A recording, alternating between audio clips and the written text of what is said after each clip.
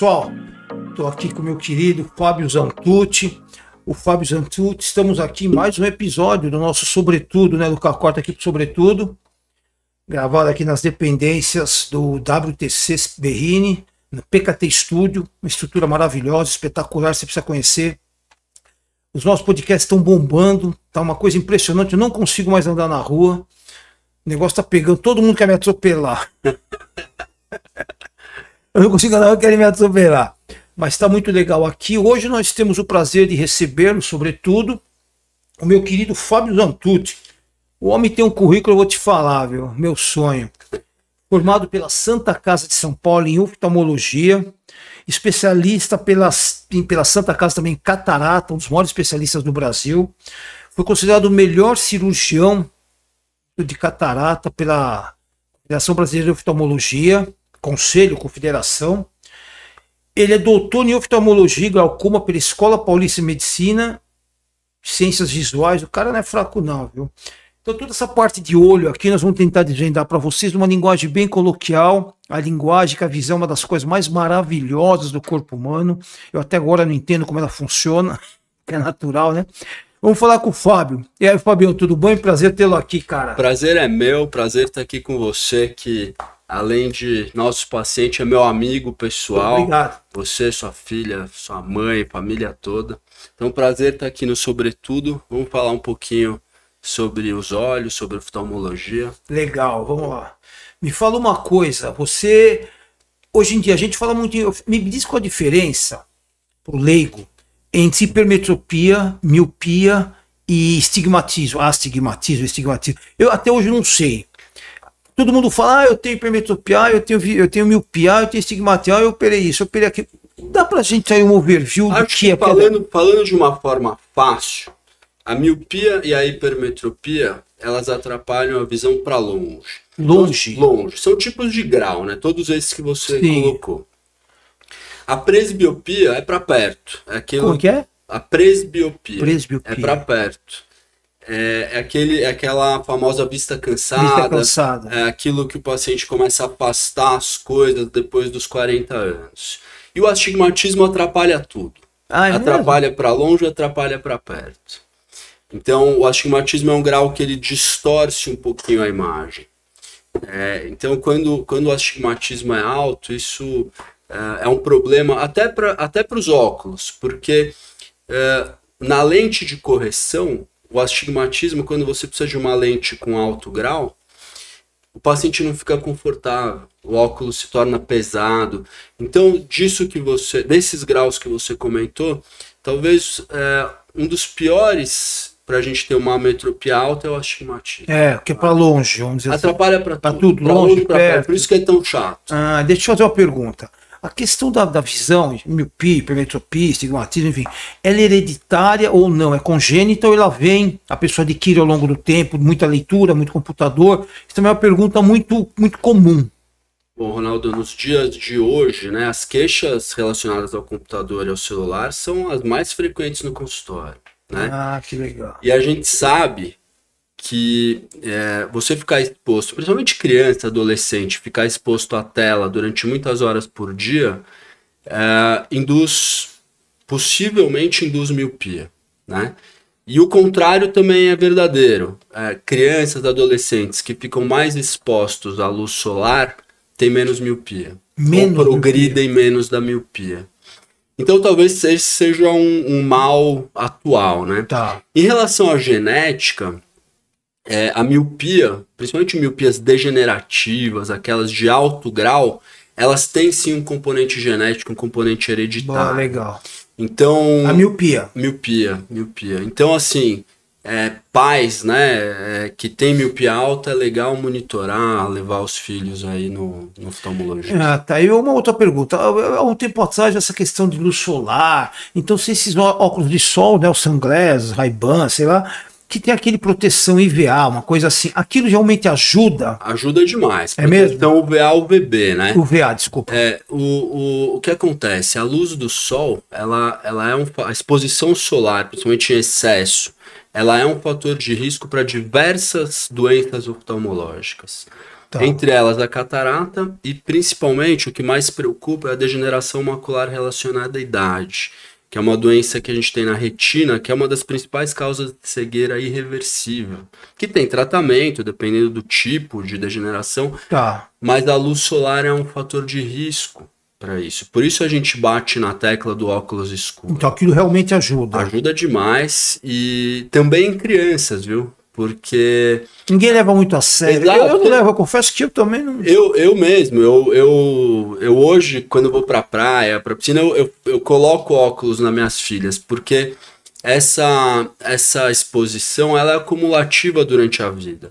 Então você imagina que você põe filtro solar nas crianças, porque a gente sabe que o sol faz mal pra pele, dá câncer de pele. É questão da pele. E isso com o tempo...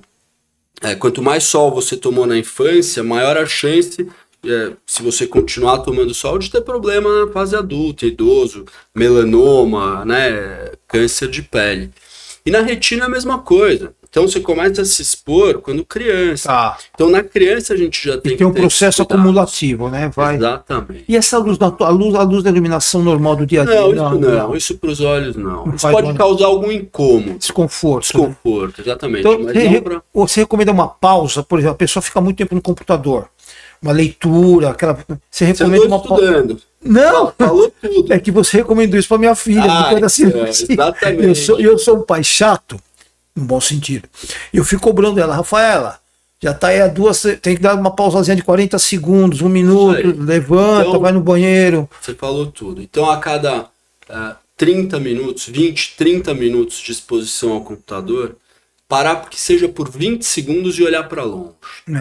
Pessoal, tá vendo que dica importante? Então assim, é olhar para longe, não é só parar. Às vezes a pessoa fala, deixa eu parar um pouquinho. Aí olhando na tela. Ela sai do computador e olha o WhatsApp. Não mudou nada. Não mudou nada. Então tem que olhar para longe. Isso é legal, então tem que parar e parar, gente. Olha para longe, olha pela janela, olha a 20 pés, os americanos falam. Entendi. Então esse fator ajuda realmente, dá uma descansadinha. Eu tinha uma vista muito boa, sempre tive. Não, porra, aí com 40 e poucos anos, cara, eu não enxergo mais. Essa história é comum. Eu não enxergo, mas da noite pro dia, parece que foi um passe de mágica. E minha vista, eu me orgulhava dela. Eu adoro jornal, adoro ler, eu sou viciado em leitura e tal. E sem óculos, sem nada. Da noite pro dia, cara, mas deu uma... E você acompanha isso, você que é meu oftalmologista. Ronaldão, é isso mesmo. Eu falei, mas pô, não tem como contornar esse problema? E de longe eu enxergo razoavelmente bem. Sim. Eu não dirijo, eu não preciso de óculos para dirigir. Por que acontece de uma hora para outra isso? Na verdade, não foi de uma hora para outra. De uma hora para outra você percebeu. Exatamente. Mas assim, existe um processo natural de envelhecimento do olho. E depois dos 40 anos, uma das capacidades que o olho perde é do que a gente chama de acomodação. A gente tem um músculo dentro do olho que ele faz força para a gente conseguir acomodar a imagem para perto. E a gente vai perdendo isso no decorrer do tempo. Então, depois dos 40 anos, a gente começa a ter sintoma. Fica mais acentuado. Exato. A notícia boa é que, assim, hoje a gente tem um laser novo que corrige a presbiopia. A presbiopia sempre dá uma explicação. De perto. Que é isso. Que é a vista cansada. Então isso está começando, mas a gente já tem bons resultados para esse tipo de cirurgia. E no idoso que eu digo depois dos 60 anos, hoje em dia, né, meu 70 anos, 70 anos não dá para chamar mais de idoso. Eu estou no limite. Então, nesses pacientes, muitas vezes a gente opera a catarata. Já tem algum grau de catarata, então a gente consegue, com a cirurgia de catarata, corrigir todas esses graus, essas ametropias que você falou, miopia, hipermetropia, astigmatismo e a presbiopia, que é a visão de perto. Então hoje a gente consegue, com essas lentes novas, né, de alta tecnologia... Quando você diz lentes novas, é a cirurgia, né? Lente intraocular. Então ele deixa bem claro, não é a lente de contato convencional, ele opera, deixa eu falar para o pai, você me corrige, a pessoa não passa mais a usar nenhum tipo de lente. A cirurgia, eles chamam de lente, né, na linguagem... Lente intraocular. Não, e na verdade é uma lente, né, porque a gente... tem uma lente ali? Tem uma lente mesmo. Uma lente de alta tecnologia, uma lente de milímetros. você tira a catarata, né? A catarata, na verdade, é catarata? Exato. Ela é uma... A gente tem dentro do olho uma lente natural, que é chamada de cristalino. Com o passar dos anos, esse cristalino ele vai opacificando. E aí, para esse cristalino opacificado, a gente dá o nome de catarata. Então a gente tira essa opacidade, essa lente natural que está opaca, e coloca uma lente artificial no lugar. Então, na verdade, foi isso que nós fizemos na sua mãe, inclusive. Sim. E outros amigos meus fizeram lá contigo. Sim. Vários. Então você tira uma pele, o que seria? Não, essa lente natural. Ela é composta por proteínas e em algum momento ela começa a opacificar. Aí faz uma raspada. A gente aspira isso. Legal. A gente abre, aspira e coloca essa lente de alta tecnologia. A gente faz isso por uma incisãozinha de 2 milímetros, não sai sangue. Maravilhoso, eu sei. A cirurgia é bonita, a cirurgia é bonita. Minha mãe, várias pessoas que eu conheço fizeram e realmente muda muito, hein? Não, muda. É impressionante, cara. Não, no dia seguinte a pessoa tá lendo, ela não lia há 30 anos, é muito legal. É inacreditável. E essa técnica de cirurgia de catarata, é uma técnica nova, porque eu lembro do meu tempo, no passado, ninguém operava catarata. Catarata era um mito, o cara tá com catarata. Antigamente o pessoal falava que ficar madura a catarata pra operar. É porque a cirurgia era ruim. Lá na Vila Gustavo ninguém operava catarata, não. Nessa época, a cirurgia de catarata não era. O resultado não era tão bom. Então, a técnica também não. As técnicas mudou muito. Então, os oftalmologistas esperavam a pessoa ficar cega para falar assim: agora é melhor eu fazer alguma coisa. E aí eles operavam. E o resultado nem sempre era legal. Hoje o resultado é tão bom que a gente opera logo no início. E muitas vezes até a gente opera para corrigir o grau quando o grau é muito alto. Me fala uma coisa, dentre todas essas técnicas cirúrgicas, vista cansada, catarata, hipermetropia, aquelas que são passíveis de cirurgia para correção, qual é que tem mais incidência? Qual que você é mais procurado? As pessoas, qual tem mais incidência no povo de uma maneira geral? Olha, eu acho que a principal queixa o paciente, na verdade, ele nos procura porque a visão está embaçada, né? E talvez o que mais incomode o paciente é não conseguir ler, né? É a presbiopia. Então, mas quais cirurgias que você faz mais? Cirurgia de catarata, sem dúvida. Esse é o nosso dia a dia. Para você ter uma ideia, olha esse dado. 25% das pessoas depois dos 50 anos têm catarata no Brasil. 25? Depois dos 50, não estou falando depois dos 70. E não muita sabe, coisa. Não manifesta. Já tem algum grau. A catarata, como ela é lentamente progressiva, a pessoa vai se adaptando àquilo lá. As coisas vão mudando de cor, ela vai precisando de mais luz para ler. Ela, quando bate uma luz, demora mais tempo para voltar a visão. E aquilo passa a ser normal. A catarata não é a miopia, são coisas totalmente distintas. Diferentes. A pessoa pode ser míope e não ter catarata. Pode ser míope e não ter catarata. Pode ter catarata e não ser míope. São coisas diferentes. É legal explicar. Porque... Sem dúvida. Não, a catarata é uma opacidade que a gente tem dentro do olho com a idade. Ponto. A miopia, a hipermetropia, o astigmatismo e a presbiopia são tipos de grau. Quando a gente opera a catarata, a gente aproveita a cirurgia de catarata para corrigir o grau. Entendi. Então isso mudou muito, porque antigamente não existiam lentes de alta tecnologia para isso. Então o resultado visual ele mudou muito por causa disso, por causa dessas lentes. Que legal. E por isso a gente pode operar mais precocemente. Você recentemente, você fez um trabalho, você faz um trabalho meio que voluntário de catarata, operar o pessoal. Explica isso pra gente, que legal, cara. Você foi no Maranhão, uma coisa assim. Foi pro Piauí. Então você vai lá e como é que é? Um mutirão? Imagina, Ronaldo, que 50% das pessoas cegas no Brasil são por catarata. Que não foi cuidada. Ou seja, é uma cegueira reversível, né? Então ela tá cega por catarata, a gente opera e devolve a visão. Eu ia te perguntar isso, a pessoa volta, que coisa maravilhosa. Volta a enxergar muitas vezes melhor do que antes de ter a catarata, porque agora a gente corrigiu o grau também. Então, a pessoa ela chega a ficar cega e reverte a cegueira? Chega a ficar totalmente cega e reverte a cegueira. Você tá brincando. Por isso que é tão legal, a gente gosta tanto de operar a catarata. O paciente chega no dia seguinte com um sorriso, que é muito legal, é muito legal. O paciente entra cego e sai enxergando da sala. Já pensou isso, cara? É muito legal, né? Então, recentemente, há uns 2 anos atrás, um ano, todo mundo leu, saiu na imprensa, foi feita uma espécie de, aqui em Barueri, se eu não me engano, e algumas pessoas não foram, parece que perderam a visão na operação. O que é que negligência, tragédia, acidente, má operação, o que foi? É difícil a gente falar de fora o que aconteceu, né? Sim, claro. O que eu acompanhei foi que esses pacientes tiveram uma inflamação exacerbada após a cirurgia e evoluíram com algumas alterações corneanas, alterações da pressão. Nesse caso aí de Barueri. O que acha-se é que o material utilizado foi lavado de forma inadequada. Já pensou? E esses resíduos que ficaram no material podem ter sido causadores. E agora pode reverter essa situação? Olha, depende aí de cada paciente, né? Eu soube que alguns foram para transplante de córnea e ficaram bons, outros evoluíram com glaucoma, então estão sendo tratados também. Então aí depende de cada um. A maioria eu creio que sim, viu? Desse caso. Deus queira. Eu acho que, falando um pouquinho disso, né, de complicações, porque existe também, isso é importante a gente falar, o que a gente mais tem receio em cirurgia oftalmológica, aqui eu não estou falando de catarata, estou falando de qualquer cirurgia oftalmológica, é de infecção. Como qualquer outra cirurgia. Como qualquer outra cirurgia, exatamente.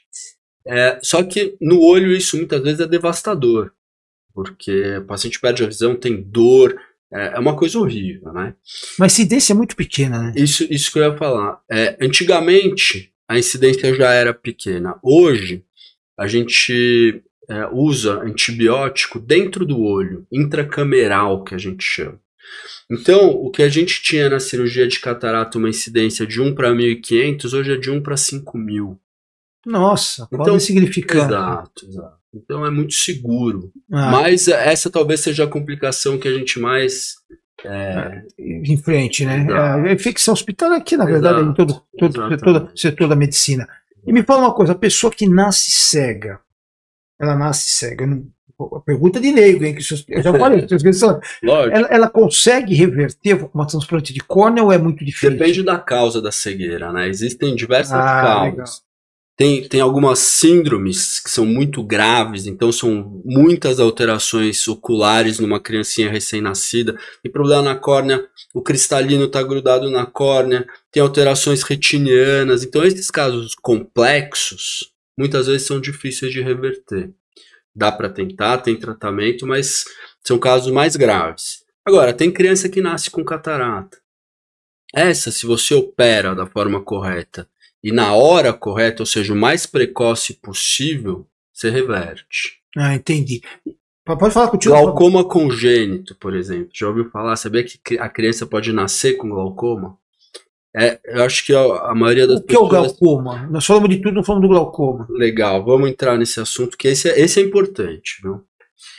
Mas só na sua pergunta da criança. São crianças que têm um olho maior do que o outro. Um olho nasceu grande. Sim. Esses olhos geralmente podem ter glaucoma. E se você opera na hora correta, muitas vezes você deixa essa criança enxergando bem pro resto da vida. E o olho volta ao tamanho normal? Às vezes ele regride. Já regride no tamanho. E a gente tá falando do glaucoma. O que é o glaucoma? Então, assim, primeiro, o glaucoma é a principal, é a principal causa de cegueira irreversível no mundo. Irreversível. Isso depois a pessoa já tá vivendo, já tá lá com seus 10, 12, 15... A pessoa apareceu, ficou cego, tá enxergando mal. Se olhou, é glaucoma, terrível. Não vai melhorar. Você vai tratar para não piorar. O que é o glaucoma? O glaucoma é uma doença do nervo óptico. É uma doença degenerativa do nervo óptico e o principal fator de risco para glaucoma é ter a pressão do olho alta. E o tratamento do glaucoma ele se baseia em abaixar a pressão do olho. Então, por isso que a gente fala tanto de diagnóstico precoce, de exame preventivo. É muito falado, né, do câncer de próstata, né? Depois dos 40, 45 anos tem que ir no urologista, tem que fazer endoscopia a cada tanto tempo, enfim. exames preventivos. Exato. Né? E na oftalmologia não é diferente, porque o glaucoma, por exemplo, ele começa geralmente depois dos 40 anos. Se você faz diagnóstico em alguém com 40, 45 anos, hoje em dia, a gente não deixa essa pessoa ficar cega. A gente tem muito recurso. Então, quais seriam esses recursos? O que é o cirurgia? Cirurgia é um. E, inclusive, eu acho que a oftalmologia, de uma forma geral, nos últimos 15, 20 anos, evoluiu demais. E o glaucoma foi uma especialidade que evoluiu muito. Então, hoje, quando a gente faz diagnóstico de glaucoma, por exemplo, um paciente jovem, a gente tem um laser que a gente faz, tem até um nome complicado, chama trabeculoplastia seletiva. A gente consegue abaixar a pressão do olho com um procedimento de 15, 20 minutos, que equivale a um bom colírio, ou seja, esse paciente está tratando a pressão sem precisar pingar colírio, com um procedimento que... Cirúrgico. É um laser. Um laser. É um laser. Então, assim, é cirúrgico, mas é uma coisa minimamente invasiva. Não invasivo. Com uma taxa de complicações baixíssimas. E se cura o glaucoma. E você trata o glaucoma. A outra forma de tratar é colírio. Hoje tem vários colírios novos, combinações de colírio. Só que os colírios eles podem ter alguns efeitos colaterais. Então a gente gosta mais do laser. Além do laser, a gente saber que o paciente progride menos da doença do que com colírio. Então, esse é o primeiro tratamento para o glaucoma. Tá. E se nada disso funcionar, a gente vai pensar em cirurgia. E as cirurgias para glaucoma melhoraram muito nos últimos anos. Então, a gente tem procedimentos hoje minimamente invasivos que abaixam a pressão do olho. Então, uma colocação. Todos nós, com certeza, já tiramos pressão arterial, aquela que você vai no hospital, você faz o pré no ambulatório, no pronto-socorro, tal, uma cirurgia. Eu tenho certeza que 90 e poucos % das pessoas nunca tiraram pressão dos olhos. Isso que você está falando é importantíssimo. Então, primeiro, você tem que, naturalmente, ir no oftalmologista, que a pressão arterial você tira hoje em casa, né? Você pega a pressão oftalmologia, não. Como controlar a pressão oftalmológica? Como diagnosticar a pressão oftalmológica? Como é que eu sei? Eu não sei. Como fazer isso? Ótima pergunta. Essa sua pergunta é excelente. Eu acho que é isso que a gente precisa difundir, né? É esse tipo de informação. Porque o paciente geralmente ele nos procura com 40, 42 anos. Não, porque ele está enxergando mal para perto. É aquilo que a gente estava falando da presbiopia. Então, é nessa hora que o oftalmologista mede a pressão do olho. Então, nós temos um equipamento feito para isso. Procedimento de 2 minutos que o oftalmologista faz. E ele olha o nervo óptico, ele olha o fundo de olho. E nessa hora ele vê se a pressão está alta e se esse nervo óptico tem algum sinal de glaucoma. Se tiver, ele vai pedir exames que podem confirmar ou não a doença. Complementares, né? Então, não tem outro jeito. Tem que marcar uma consulta e passar no oftalmologista, porque ele vai ver o nervo óptico e medir a pressão. Não tem como medir a pressão do olho em casa, ainda. Eu acho que nos próximos anos a gente vai ter algum device, alguma coisa para isso. Só que por se tratar de um aparelho que encosta na córnea, você precisa ter alguém preparado para isso. Dúvida, muita cautela, né? Até existem alguns aparelhos de sopro, mas eles não nos fornecem uma medida tão exata. Tem coisas novas aí, mas ainda precisa ir no oftalmologista para olhar, ver a melhor alternativa, se é uma cirurgia, um laser ou um colírio. Exato. Ou nada, saber que você está bem. Né? Você vai lá, faz o óculos para perto, 2 anos, 1 ano, você volta e tá tudo bem. O glaucoma, ele é no nervo... É uma doença degenerativa do nervo óptico. Do nervo óptico. Explica pra gente aqui, que é uma coisa que me fascina. A visão me fascina, a audição, naturalmente, o olfato... Eu sou suspeito para dizer que a visão é o principal sentido. Você perde, às vezes, ouve ao tempo, a audição você dá um jeito, o paladar, aquelas coisas todas, o tato, bom, enfim. Mas a visão, você nasce enxergando da noite pro dia, Deus o dia, a coisa mais linda do mundo.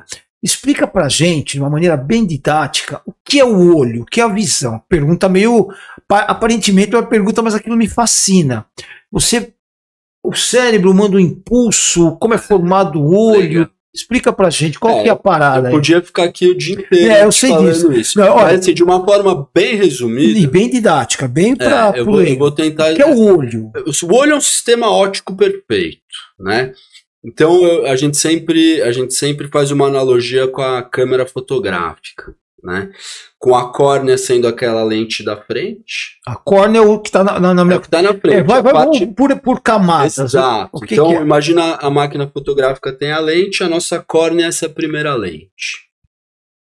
Que é uma lente transparente. No meio tem o cristalino, que seria o filtro dessa câmera fotográfica. Que coisa impressionante. E no fundo do olho tem o filme da máquina fotográfica, que é a retina. Retina. Agora, então, com isso aqui tudo funcionando bem, tem que ter alguém que leva essas informações todas para o cérebro, que é quem realmente enxerga. Processa. Então, o nervo óptico leva essa imagem que a retina captou para a parte posterior do cérebro, que é quem realmente vai enxergar. Que processa e... Que é quem nos fornece as informações. Que é quem realmente enxerga. Que o verde é o verde, o azul é azul. Tudo em imagem. As células da retina tem as células que enxergam forma, enxergam cor, enxergam detalhes. Mas isso tudo vai para o cérebro. Processar é uma boa palavra, exatamente. E como é que faz, por exemplo, o olho, eu não sei como, você tem a parte branca, a parte preta, aquelas partes todas, uns mais maravilhosos, azuis, verdes e tal. Essa questão do tridimensional, quer dizer, a questão da profundidade. Como é que quando eu estou vendo, eu sei que esse microfone está aqui, esse copo está aqui, o Lucas está ali. Como é que o cérebro entende isso através da visão? A profundidade. Essa é uma coisa que Então, boa pergunta. A profundidade, a gente só consegue ter profundidade das coisas enxergando dos dois olhos, sabia disso? Não, pô. Tá vendo, pessoal? Sobretudo é cultura. Se você perde a visão de um olho, você perde a profundidade das coisas.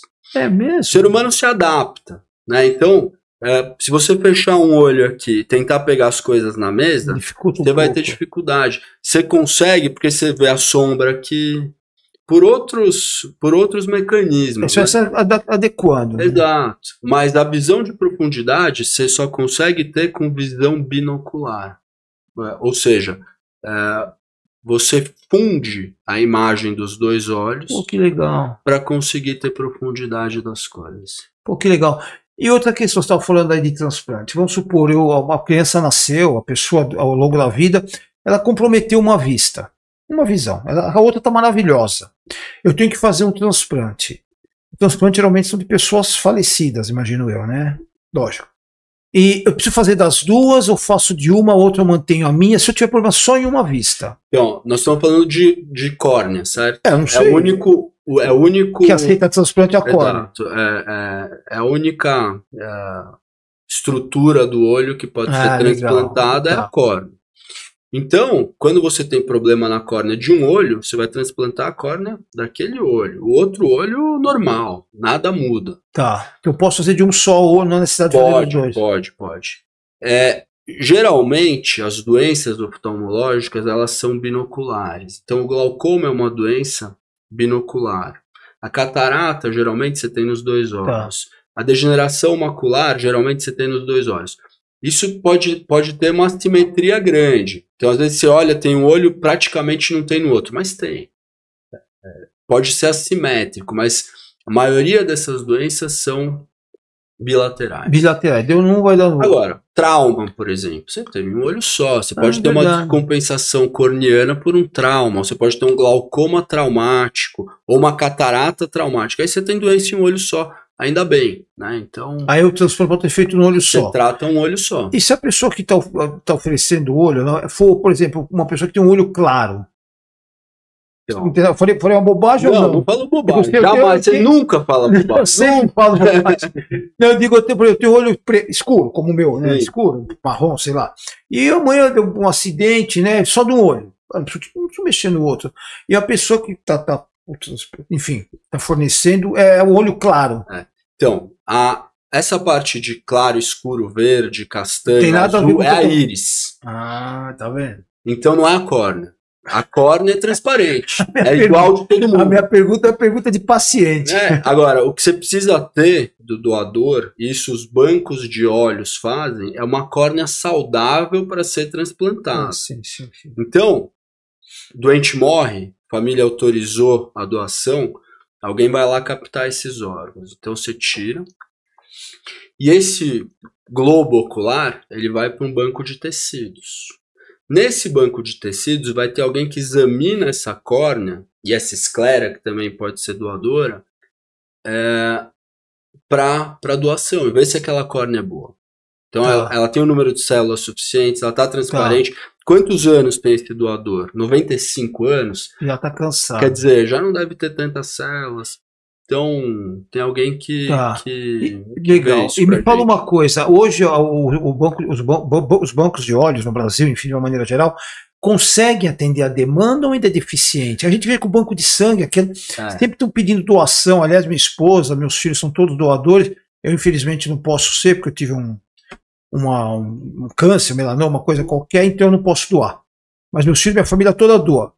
A questão do banco de olhos hoje, ela é bem administrada, ela consegue atender a demanda ou ainda é deficitária? Olha, você vê, aquele dado que eu te falei de catarata, por exemplo, 50% das causas de cegueira no Brasil são de catarata. Esse é um dado de país subdesenvolvido. 50%. Quer dizer, é uma coisa horrível. A gente precisa aumentar muito o número de cirurgias para conseguir suprir isso. Agora, os nossos bancos de olhos no Brasil, eles são super bem administrados. Que bom ouvir. E assim, hoje a fila de transplante, ela é por estado. São Paulo, eu não sei bem como está agora, mas tem uma fila. O Ceará, por exemplo, se você for lá ser operado, você opera em um mês, em 3 semanas. É mais rápido. Mas parece que rim também tem essa. Depende do estado, porque vai estar na fila. Exato. Ele tem uma. Mas isso é muito bem administrado, viu? Nós temos uma política de saúde boa para isso. Mas, pode falar, foi. O que a gente precisa melhorar é em outras coisas. Você falou, a gente foi para o Piauí, né? Examinar os pacientes, operar quem precisava. Assim, você vai para o Piauí, parece que você está em outro país. Parece que você foi... Mas você está literalmente em outro país. Exato. Assim, você vê o doente cego de catarata bilateral há 2 anos. Poderia reverter isso. Era para ele ter sido operado há 10. Ele tá cego, totalmente cego, inutilizado há 2 anos em casa. Porque não tem ninguém para operar. Orientar, para não vai. Ele não tem acesso ao serviço de saúde. É isso que eu estou falando. E olha, aqui em São Paulo também existe, viu? Lá é muito mais comum, muito mais frequente. Mas existe. Então, mas como toda cirurgia, essa cirurgia naturalmente tem um custo, né? O governo, ele consegue, cobre, não cobre. Se a pessoa for no hospital público, ele consegue fazer a catarata? Tem que fazer. Tem que fazer. Isso faz parte do SUS. O SUS tem que fornecer isso. E tem uma filinha. Já foi pior, viu, Ronaldo? Já foi pior. Eu acho que hoje em São Paulo também você não espera muito. O mais difícil em São Paulo hoje é para você conseguir uma consulta com o oftalmologista. Para poder diagnosticar. A hora que o oftalmologista vê que tem catarata, é rápido para operar. Então o gargalo está aí. No primeiro atendimento. Engraçado. Deveria ser o contrário, né? Pois é. O que é mais caro é mais rápido hoje. Bom, os planos de saúde, de uma maneira geral, cobrem, né, a oftalmologia. São obrigados a cobrir. Está no rol da ANS. Então eles têm um prazo para liberar a cirurgia. O que muitas vezes eles não cobrem, isso é legal a gente falar, é aquela história da lente que a gente estava contando. Então essas lentes de alta tecnologia, elas têm um custo, né? Elas são caras. Então o convênio, ele não é obrigado a pagar isso para o paciente. Ele é obrigado a cobrir uma lente que corrija a catarata, mas não tirar o óculos do paciente. Entendi. E me fala uma coisa, a questão da reversão. Você estava dizendo que qual é o percentual, depois da cirurgia, da lente, ou seja, em qualquer um dos graus, miopia, que são passíveis de cirurgia, o percentual de reversão qualquer, ou seja, de cura, de sucesso, 100%? Olha, se não for, é próximo, nada é 100%, nada é 100%, mas é próximo a isso. Que beleza, hein? É próximo a isso. Então o cara foi lá, pode ficar tranquilo. Aí, pessoal, tá a dica, a gente não sabe que tinha esse problema de oftalmologia, o Fabião tá... É claro que existem complicações, a maioria das complicações elas são tratáveis, né? Mas assim, a cirurgia de catarata é uma maravilha hoje em dia, é muito seguro, rápido, o resultado é rápido. Claro que cada paciente é um paciente, cada olho um é diferente do outro. Tem a sua peculiaridade. Exato, né? Mas de uma forma geral é muito bom. Né? E você recomenda então a cirurgia nesses casos todos, catarata, procurar, fazer... Qual a prevenção? Dá um toque para nós de quais medidas preventivas que a gente, de uma maneira geral, tem que tomar para saber se está com a pressão do olho alterada, não tem uma catarata. É procurar um oftalmologista. Falando de uma forma geral, depois dos 40 anos você tem que ir uma vez por ano. Uma vez por ano. Como próstata, como clínico geral, exato. Como exame de mama. Crianças, olha só que coisa importante que eu vou falar. A visão, ela se desenvolve até os 7 anos de idade. 7, 8 anos de idade. Se você tem algum problema no olho, que você não corrigiu até os 7, 8 anos de idade, aquele olho que não enxergou bem até essa idade, nunca mais ele vai desenvolver bem a visão. Então até os 7 anos tem que tomar todo cuidado. Tem que levar o filho no oftalmologista, porque muitas vezes aquela criança ela tem um grau elevado em um olho e no outro não, ou ela tem algum desvio ocular em um olho que é imperceptível, e com o olho a criança enxerga bem, ela tem vida normal, ela está adaptada a isso. Ela não demonstra que ela não enxerga. E se a gente não tratar esse olho até os 7 anos, seja com óculos, seja com tampão, seja com cirurgia, o que quer que seja, depois dos 7, 8 anos é tarde demais. Vai ficar mais complicado. Não desenvolve mais, vai enxergar mal. Então, cara, tem umas coisas muito interessantes. Antigamente, lá no Segundinho, na Vila Gustavo, pô, a gente usava... As histórias são boas. São muito boas. Lá do Davi Eugênio dos Santos, lá na Vila Gustavo, todo mundo usava óculos. Usava todo mundo, estou exagerando. Eu usava, não sei. O que você falou, não tinha. Eu usava óculos no fundo de garrafa, quebrava minha mãe com esparadrapo, aqui era uma parra, né? E dava tudo certo. Não, né? tava por aqui, né? Mais ou menos certo. E hoje eu vejo que as crianças usam menos óculos que antigamente. Eles estão usando lentes, é uma impressão minha. Eu não sei se é impressão, tá? Antigamente eu percebia que as crianças usavam mais óculos, meus amigos de escola, no dia a dia, no bairro e tal. Eu mesmo fui que deixei de usar, não sei nem porquê, acho que com o tempo... O que se deve isso? As crianças estão usando a lente de contato, a tradicional lente de contato? Olha, o que a gente vê é que o índice, a prevalência, né, de miopia, por exemplo, vem aumentando. Com função do quê? Tela. Principalmente tela. Sim, claro. Né? Então hoje com 1 ano e meio, 2, muitas vezes a mãe já coloca um filminho ali para distrair a criança. Para não ter o trabalho de... E isso a gente hoje vê que induz miopia. É mesmo? Então... Mais cedo, né? Mais cedo.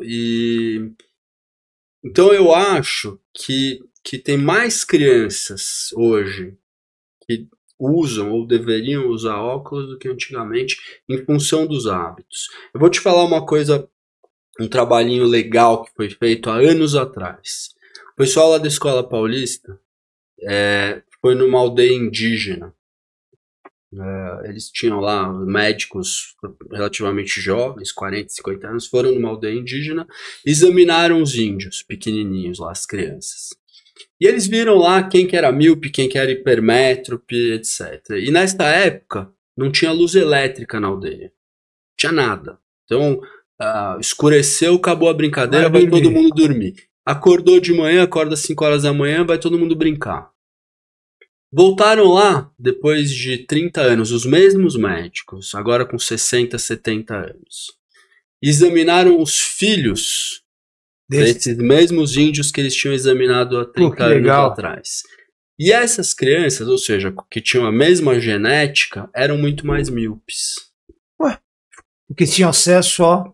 Sabe o que mudou na aldeia? Luz elétrica. Então eles estavam menos expostos à luz solar e mais expostos à luz elétrica. Foi a única coisa que mudou na aldeia. Então, essa tecnologia que é fantástica, né? Nos ajuda em tudo. Não tem como ver sem, né? Ela também tem o lado ruim. Então a gente precisa balancear isso, né? Saber usar, porque ela pode fazer mal. E hoje tem muita gente usando, minha filha usava, não se adaptava, com a lente de contato tradicional. Você põe lá, tal, aquela coisa lá, que eu não me conformo até hoje quando a pessoa põe ali. Ela tinha prática, hein? Mas ela não conseguia, arranhava, sim, sei lá, incomoda. Né? Ficar livre disso é muito bom. Então, hoje, qual é a função hoje em dia da lente de contato? Ela é recomendada ainda, ajuda muito? É uma ferramenta... Ela substitui a cirurgia? Você joga tênis? Muito demais. Aliás, se eu tivesse nascido homem, teria sido uma raquete. Uma esquerda espetacular. Imagina se você tivesse 10 de miopia, como que você ia jogar tênis? Não tem condição nenhuma. De óculos. Você levanta o olho aqui para sacar, você perdeu a bola. Não tem condição. Então a lente de contato para exercício, por exemplo, é excelente. Então, mas ela substitui a cirurgia? Elas podem atuar em paralelo? Então, quando o paciente vai no consultório, o paciente automíope, que é dependente ou de óculos ou de lente de contato, eu sempre pergunto para ele, mas você tá bem com a sua lente? Ele fala, tô. Então para que você vai operar? Olha que legal. A lente de contato é uma coisa super segura se você usar direito. E outros pacientes que usam óculos, mesmo aquele óculos mais grosso, você fala, você está bem com o seu óculos? Você já usou lente? Não tenho vontade de usar lente, eu estou bem com o meu óculos. Então uso óculos, é zero risco. Hoje tem óculos que não quebram. Exato. Antigamente dava uma bolada, o óculos ficava talvez esse seja o único risco do óculos. Mas não, hoje em dia não mais, né? Antigamente... hoje tem materiais mais... que não quebram, né? Antigamente... Não, então, perigo, né? Quem sobreviveu àquela época sobreviveu à bomba atômica, cara. Exato. Então a lente de contato é uma solução legal. Usando direitinho, né? O que não pode é o paciente dormir com a lente. O cara tira férias, vai na praia, entra no mar com a lente, toma 10 cervejas e dorme com a lente. Entendeu? Aí dá problema. Tipo ele ressecar, né? Dói um pouco. Então, o problema é o seguinte, a lente de contato, ela é um corpo estranho dentro do olho. Ela pode fazer microlesões na córnea. Tá. Essas microlesões podem infectar. E aí tem úlcera de córnea, grave. Você adquire, além de ter dor, olho vermelho, você adquire uma opacidade lá depois que vai te atrapalhar por causa da vida. Me fala uma coisa, outra pergunta meio assim, você vai explicar. O que é a lágrima? De onde é produzida aquela aguinha? Por onde ela sai? Tem um negócio lacrimal, né? Tem um sistema lacrimal complexo. Então, o que é lá? Por exemplo, por que uma emoção, no momento de emoção, eu expresso através de uma lágrima, do choro, e ela sai do olho, não poderia sair da orelha, não poderia sair... Não, a gente tem uma glândula lacrimal. Então, pode ser uma bobagem, mas o choro... Claro. Ou não, esquece a questão do choro. No momento de que está irritado, o olho, ele dá uma válvula de escape, que é aquela... Exato. Que exemplo, coisa maravilhosa. O olho está muito seco por algum motivo. Essa época do ano, agora inverno, o olho fica seco, o tempo está seco. Então você tem um lacrimejamento reflexo. A glândula lacrimal, ela percebe aquilo e ela produz lágrima. A glândula lacrimal fica aqui, na parte temporal. É um sistema... Tem um buraquinho aqui. Exato, é sistema nervoso. Então... entra lágrima no olho. E ela sai, a gente tem um pontinho lacrimal aqui, que vai para o nariz. E a gente engole a lágrima. A lágrima ela é feita de água e lipídio, basicamente, gordura. Então, no meu caso, então, minha lágrima é enorme. E essa então, quando a gente tem muita gordura ou uma disfunção dessa parte gordurosa do filme lacrimal, a gente tem olho seco. Então a gordura é importante. Que legal. Para a formação da lágrima. Não deixar a lágrima evaporar, etc. E a lágrima, naturalmente, não atrapalha nenhuma função do olho. Às vezes atrapalha quando não tem.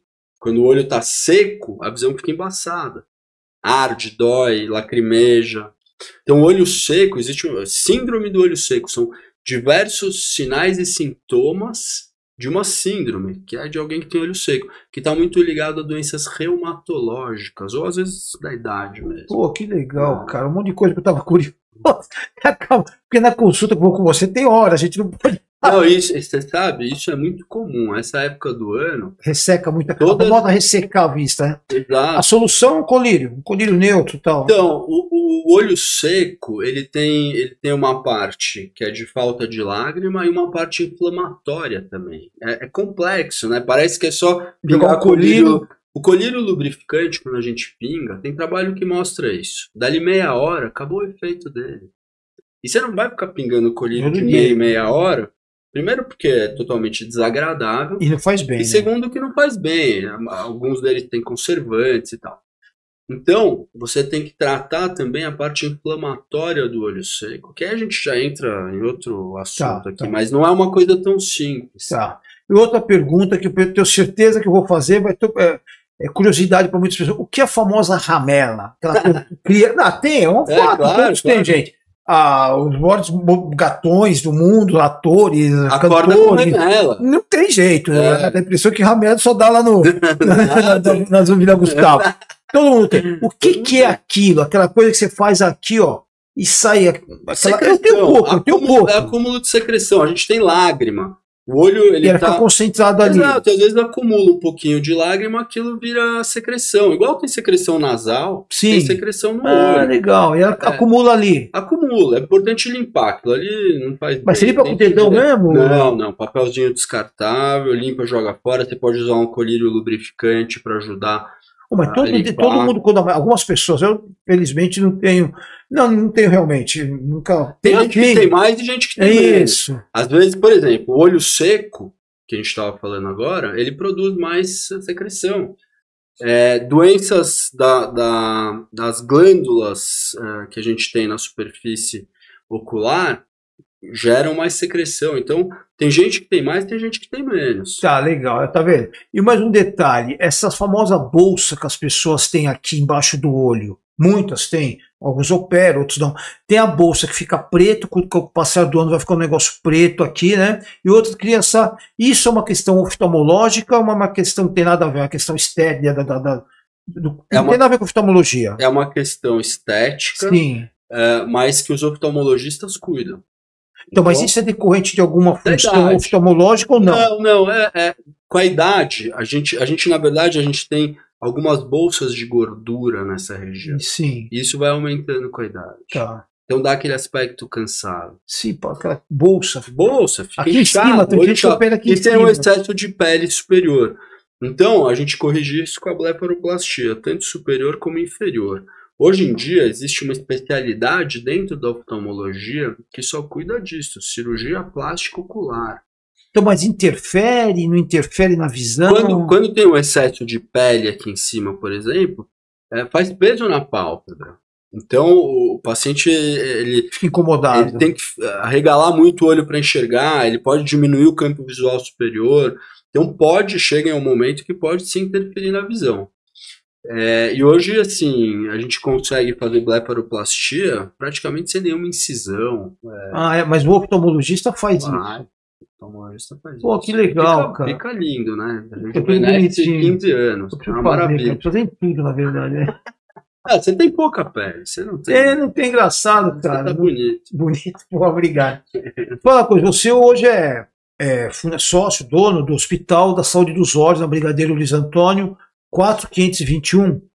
4521. 4521, pessoal. Um espetáculo, uma estrutura maravilhosa, prédio de 3, 4 andares. O Fábio está lá com o irmão dele, o Paulo Roberto, atendendo. Qual é o maior volume de incidência? O que as pessoas mais te procuram lá?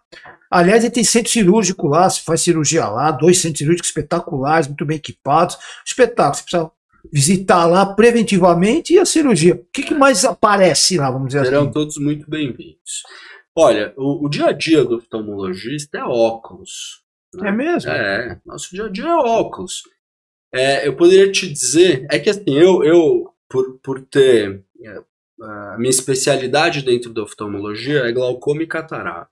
Tá. Então eu acabo atendendo muito mais isso do que um consultório, se abrir uma sala, escrever lá oftalmologia, 10% é catarata. 10%? 3, 4% vai ser glaucoma. E o resto é óculos. O resto é óculos. Problemas na retina, diabetes, né? Diabetes é uma doença muito prevalente no Brasil que dá problema na retina. Então, essas doenças, elas têm o seu espaço, mas... Diabetes assim, é uma doença triste, viu? Esses dias eu vi um apresentador famoso, todo mundo viu, só nas redes sociais e tal, foi um negócio legal, tal, que a filha dele, apresentador muito bom, famoso, gosto muito dele, ter câncer no olho. Ah, sim. Isso, qual a incidência disso? Coisa graças a Deus, raríssimo, né? E é curável. É muito grave. Você está falando do retinoblastoma. Não, eu não sei se não vou falar o nome da pessoa, mas todo mundo sabe, todo mundo sabe, exato. Foi um retinoblastoma, esse caso ficou conhecido, até porque nesse caso o diagnóstico ele não foi tão precoce, né? Então... E aí? E aí perde visão, às vezes perde o olho. Meu, coisa bem. Tem casos que são bilaterais. E o câncer é uma coisa comum na visão ou é muito raríssimo? Não é comum, mas existe. Né? Principalmente o melanoma uveal, né, que a gente chama. O melanoma que dá no fundo do olho. Que coisa. Então isso é uma coisa que a gente sempre tem que procurar também. Por isso... E esse exame consegue detectar? De olho. Por isso que eu falo da consulta de rotina. Se você vê um melanoma no início, você trata, você mantém, muitas vezes você preserva a visão, preserva o olho. Se você pega numa fase mais avançada, você tem que tirar o olho. Senão a pessoa morre. É muito grave. Então, o exame preventivo preventivo, Ronaldo. Você diagnostica o glaucoma precoce, esses tumores palpebrais, tem câncer na pálpebra, né? Catarata, enfim, diversas doenças, algumas uveites, então, diversas doenças que muitas vezes o paciente não está sentindo nada e tem. Esse é o perigo daquelas pessoas que fazem exame na ótica. Não sei se você já ouviu falar. Não. O paciente, muitas vezes, ele no bairro tem uma ótica. Ótica? Ótica. E eles falam assim, vai ter exame de vista grátis. É um mutirão aqui. Exame de vista grátis. A ótica faz lá para poder vender os óculos dela. E quem está ali não é oftalmologista. É optometrista. O que é isso? O optometrista, ele deveria ser o profissional que ajuda a produzir os óculos. Ah, claro. Só que ele se arrisca e vai ver o grau do exame paciente. Diagnóstico. Então, o senhorzinho, às vezes da Vila Gustavo, ou de qualquer lugar, ele vê lá o exame de vista. E ele fala, vou passar no médico, preciso trocar meu óculos. Lógico. E aí o optometrista vai lá, vê o grau dele, ele enxerga bem, ele sai de lá com óculos novo e fala, passei no médico, passei já no oftalmologista. Não viu exame de pressão, fundo de olho. Não viu nada. Então ele perdeu a chance de ser examinado. Olha, é muito bom, é bem interessante isso, viu? Isso é uma coisa que a gente também sempre fala, né? É um perigo. É perigoso. O cara acha que tá resolvido, na verdade... Na cabeça dele, a filha dele fala, não, meu pai foi no médico essa semana, tá enxergando super bem. Na verdade... Não viu nada, só viu o grau. Só viu o grau do olho. Pega na maquininha lá... Isso aí. Esse ou esse, melhor assim tá ou assim. Ele lê ali, ele não lê aqui e tal. Exatamente. Pô, cara, que legal você colocar isso pra gente. Olha, foi uma aula hoje aqui, hein? Fabião, e lá o que te apaixonou para ser Teu pai já falou que foi a razão. Se não bater com a dele, você virou oftalmologista. Por quê? Tipo, você entrou na faculdade de medicina, falou que... Não sei o que meu pai falou mesmo, mas eu acho que assim... Na faculdade, a gente tem muito pouco contato com oftalmologia. O estudante de medicina, ele entra na faculdade, mesmo durante a faculdade, ele quer abrir o peito, ele quer ver o coração, o cérebro, ele quer salvar a vida, ele quer ir para o pronto-socorro, né? Ele quer salvar a vida, ele quer... Eu admiro todos os médicos. Não, então, isso é muito legal. Isso eu acho que é o que apaixona o estudante de medicina ou quem quer entrar na faculdade de medicina. Só que eu sempre gostei de operar, de trabalhar com a mão. Puxou teu pai? Meu pai é cirurgião, pô. né, cirurgião geral, abre barriga, abre tórax. Meu pai é aquele, né, médico raiz, né, o cara que faz tudo. Hoje em dia a coisa está cada vez mais especializada. Ele opera desde vasectomia até o pulmão, né? Então ele faz tudo. Mas a oftalmo, ela combina a parte clínica com a parte cirúrgica. Então se opera muito, e essas cirurgias oftalmológicas, isso foi uma das coisas que me encantou, assim, são os resultados rápidos. Então, que cirurgia na medicina, que você tem o resultado do cara entrar cego e sair enxergando. Pô, impressionante, cara. A minha filha foi uma coisa do outro mundo. Ela entrou na sala lá, ficou com você lá, eu fiquei do lado de fora. Entrou de óculos, saiu sem óculos. Já um pouquinho incomodada, no dia seguinte não tinha mais óculos. Então, é igual catarata. O cara entra cego, você entra amparando ele, e ele tá andando sozinho. Que coisa maravilhosa. Não é? Então, isso é uma coisa que apaixona. Isso é muito legal, né? Ele falou que foi porque o teu irmão mais velho, o Roberto... meu irmão me incentivou. Isso, aí ele tinha um amigo que levava ele para ver as coisas. Não, exato. Eu acho que... Eu te falei o que eu encontrei na oftalmologia. Mas quem me mostrou isso, muito provavelmente, foi meu irmão. Porque ele começou a ver oftalmo antes de mim. E na faculdade a gente vê muito pouco. É mesmo? Por que isso? Acho que, assim, o estudante de medicina ele tem que sair da faculdade sabendo as coisas que fazem diferença entre a vida e a morte, ou das doenças mais prevalentes. Sim, né? Boa. Então o cara tem que saber tratar hipertensão, diabetes, AVC, infarto, insuficiência renal, insuficiência respiratória, câncer. Catarata ele precisa? Não, você tem razão. Entendeu? Não, ele não precisa, ele tem que saber o que é. Cara, o velhinho tá enxergando mal, pode ser catarata, mas ele não precisa saber tratar. Legal, velho. Pô, legal, bem interessante. Acho que é isso. Pessoal, tivemos aqui hoje com o meu querido Fábio Zantucci, oftalmologista de renome, de respeito, já ganhou prêmios, congressos, vive palestrando por aí. Tem a clínica dele, Hospital Saúde dos Olhos, Brigadeiro Luiz Antônio 4521, especialista em catarata, glaucoma, como ele colocou. Foi muito agradável a conversa, uma conversa numa linguagem coloquial, uma linguagem bem nossa, de quem não entende, com algumas perguntas até meio aparentemente nonsenses, mas é o que a gente quer entender do segmento dele, da especialidade dele. Eu espero que vocês tenham gostado. Fabião, palavras finais para o nosso pessoal, que se recomenda, prevenção. Fala aí pra gente um pouco mais para finalizar. Eu acho que disso tudo que a gente falou, o que tem que ficar é isso, né? Prevenção, como em tudo na medicina. Na oftalmologia é igual. Então, depois dos 40 anos, tem que ir uma vez por ano no oftalmologista. E a criança tem que fazer, assim que nasce, ela tem que fazer o primeiro exame oftalmológico. Foi um prazer estar aqui com você, Rony. O prazer é nosso. Sobretudo, muito legal. Maravilha. E parabéns pelo programa, viu? Parabéns, muito legal. O programa, na verdade, é trazer as pessoas das mais variadas áreas da sociedade, sem nenhum tipo de pauta, para a gente trazer uma linguagem bem que todo mundo entende. Vou assistir toda semana. Pô, tá bem legal. Eu tenho certeza que você vai gostar. Legal. Fabião, pessoal, obrigado mais uma vez aí pela sua participação no nosso Sobretudo, gravado aqui nos estúdios da PKT Studio, no WTC, aqui da Berrini. Mais uma vez, tivemos aqui a presença de Fábio Zantucci, um grande prazer, um papo muito gostoso, um papo agradável. E recomendo seguir as orientações dele, porque a visão como todos, naturalmente, todos os sentidos, é uma maravilha. Fiquem todos com Deus, muito obrigado pela presença, por estar ao nosso lado aí. Boa semana a todos, tá bom? Um beijão, valeu. Grande Fabião. Valeu. Obrigado, cara. Obrigado, valeu.